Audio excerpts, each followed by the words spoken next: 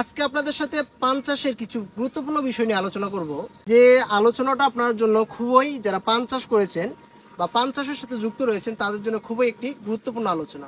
পানের পচন, পানের যে কাণ্ড পচে যায়, যে কাণ্ড পচে যাওয়া, সে পচন নিয়ে কিছু গুরুত্বপূর্ণ আলোচনা আপনাদের সাথে করব, যাতে আপনার পান চাষের যে প্রতিবন্ধকতা আছে এই প্রতিবন্ধকতা থেকে আপনারা বেরিয়ে আসতে পারেন।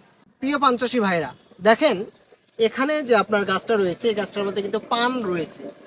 এই গাছটা কিন্তু আপনার এই যে যে উপরের যে মাচা দেওয়া আছে সে মাচা পর্যন্ত কিন্তু উঠে গেছে। আর এদিকে দেখেন আপনার পানের যে গাছগুলো রয়েছে সেই গাছগুলো কিন্তু আপনার নিচের। কারণ হচ্ছে কি, যারা পান চাষ তারা কিন্তু জানবেন, এই পানগুলো যখন আপনার ছেঁড়া হয়, ছেঁড়ার পর কিন্তু এই ডালগুলো নামিয়ে দেওয়া হয়।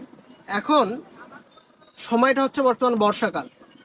এ সময় পান চাষের যে সমস্যাগুলো রয়েছে সে সমস্যার মধ্যে অন্যতম যে সমস্যাটা রয়েছে, যখন আপনি এই পানটা ছেঁড়ার পর নিচে নামিয়ে দেন সে সময় কিন্তু 2-4 দিন যাওয়ার পর সেখানে কিন্তু ম্যাক্সিমাম জমিতে বা কিছু সংখ্যক জমিতে আপনার পচন আসে, কাণ্ড পচা।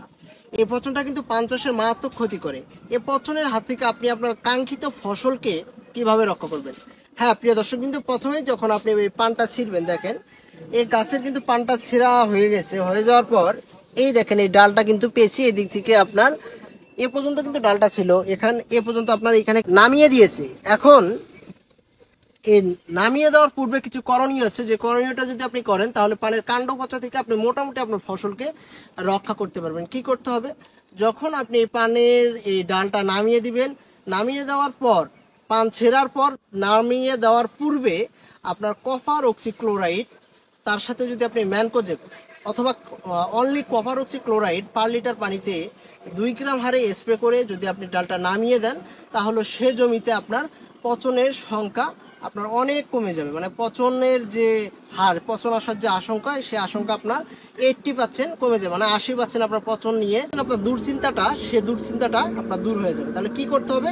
আপনি পানটা ছিঁড়লেন, ছেঁড়ার পর আপনি স্প্রে করলেন কপার অক্সিক্লোরাইড, স্প্রে করার পর সেই ডালটা আপনার মাটিতে নামিয়ে দিলেন। তারপর আপনার কাজ হচ্ছে কি, আপনার মাটিতে আপনার এই ডালটা ঢেকে দেওয়া 7 দিন বা 8 দিন, বা যখন আপনার ডালটা নামিয়ে দেন তারপর কি করতে হবে, ডালটা আপনার ডালটার মধ্যে ঢেকে দিতে হবে মাটি দিয়ে, আপনার খোল দিয়ে, এগুলো দিয়ে আপনার ঢেকে দিতে হবে, মানে অনুখাদ্য দিতে হবে, যেগুলো আপনার পান চাষের খাবার।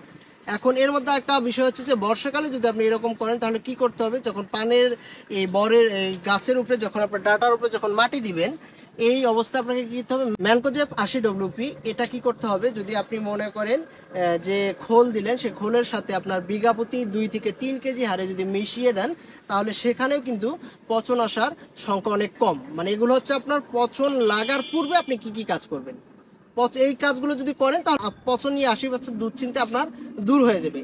তাহলে আপনার প্রথমে যে স্টেপটা হচ্ছে, আপনার পানটা ছেঁড়ার পর কি করতে হবে, কপার অক্সিক্লোরাইড দিয়ে ডালটা নামিয়ে দিতে হবে। তারপরে কি করবেন, তার খোলটা দিবেন, খোলটার সাথে কি করবেন, ম্যানকোজেব জাতীয় যে ছত্রাকনাশক রয়েছে, আপনার স্পর্শক যে ছত্রাকনাশকগুলো রয়েছে, আপনার 33 শতক জমিতে 2.5 থেকে 3 কেজি হারে যদি ম্যানকোজেব মিশিয়ে গাছের ডাটার উপর যদি মাটি দেন, তাহলে পান চাষের কাণ্ড পচা রোগ লাগবে না। প্রিয় দর্শক বিন্দু, হ্যাঁ, যদি আপনার আমরা যে 2টা পদক্ষেপের কথা বললাম, পানের ডাল নামিয়ে দেওয়ার পূর্বে এবং ডাল নামিয়ে দেওয়ার পরে, এই পদক্ষেপটা যদি আপনি অবশ্যই নেন, তাহলে কি হবে, পানের যে কাণ্ড পচা, সেই কাণ্ড পচার হাত থেকে আপনার ফসলকে মোটামুটি আপনি একটু কন্ট্রোলে রাখতে পারবেন।